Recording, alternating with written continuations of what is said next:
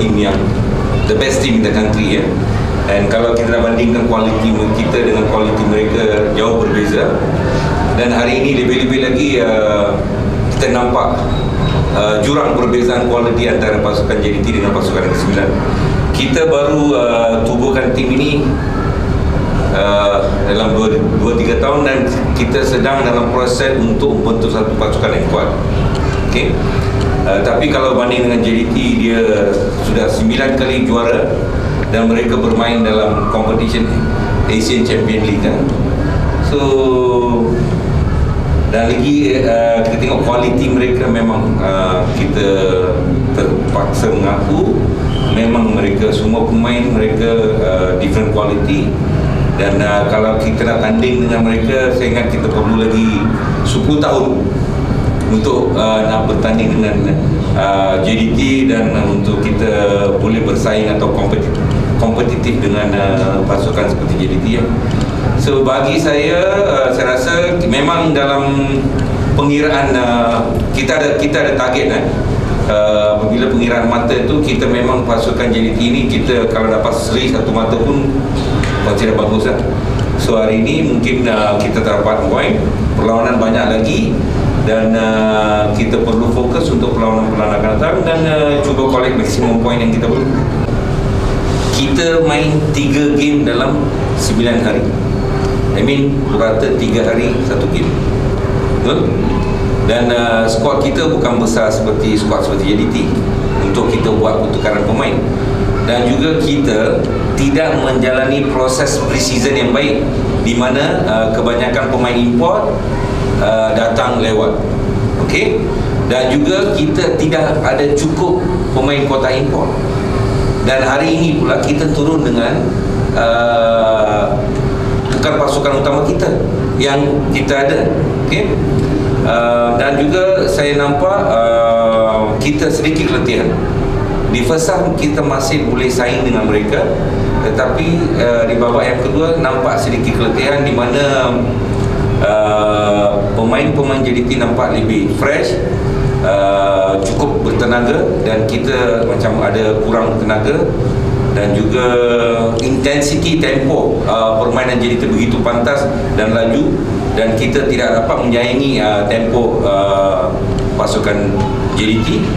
So daripada situ saya nampak mungkin kita melakukan kesalahan apabila kita dalam keadaan keletihan, tapi saya harus tengok video balik untuk saya mencari di mana kesilapan-kesilapan yang berlaku, terutamanya di babak yang kedua apabila kita dibolonci dengan 5 gol import. Kasagrandi sampai sini 3 hari sebelum first game.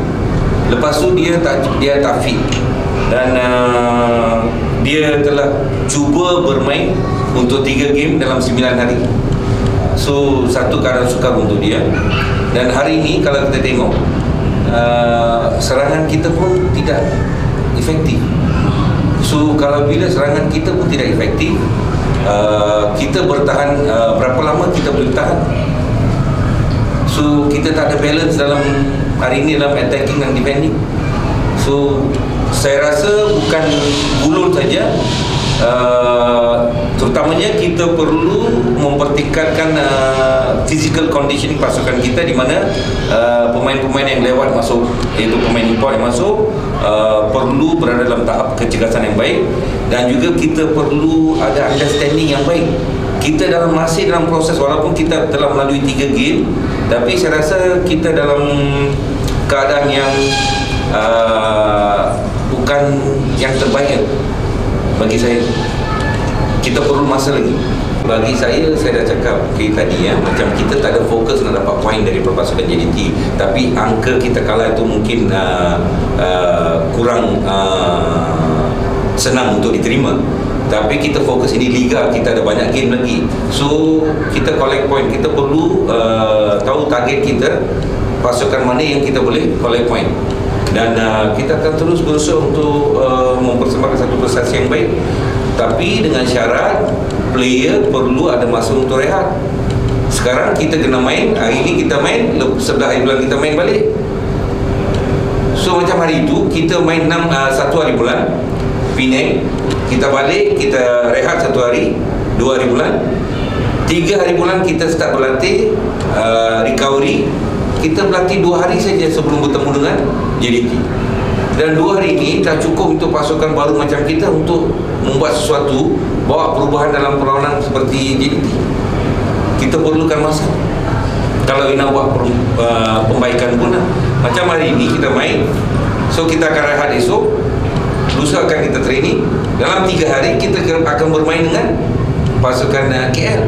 So dalam 3 atau 2 hari, dalam player keletihan, tak boleh banyak kita buat. Kita boleh banyak. So hanya apa yang kita sekadar pemain boleh terima, itu yang kita boleh buat. Kecuali ada pasukan squad yang besar. Kita kuota pemain import pun tak cukup, dan kita bukan ada squad yang besar macam JDT. Kalau JDT tengok daripada kesebelasan utama bertemu dengan KL, dan hari ini saya rasa 6 pemain baru masuk. Kita masih kekalkan kesebelasan utama yang bermain dengan pasukan Penang. Lagipun kita tak turun dengan same line up yang main dengan Penang. Levy tak dapat diturunkan pasal Levy adalah pemain pinjaman daripada JDT. Gulun tak ada. So sebagi saya, saya tahu di mana apa kekurangan kita, apa yang perlu perbaiki. Tapi hari ini kita kalah, mungkin second half kita terima gol 5 gol, mungkin akibat keletihan kita. Itulah saya kena tengok video sekali lagi untuk kenal pasti di mana kesilapan.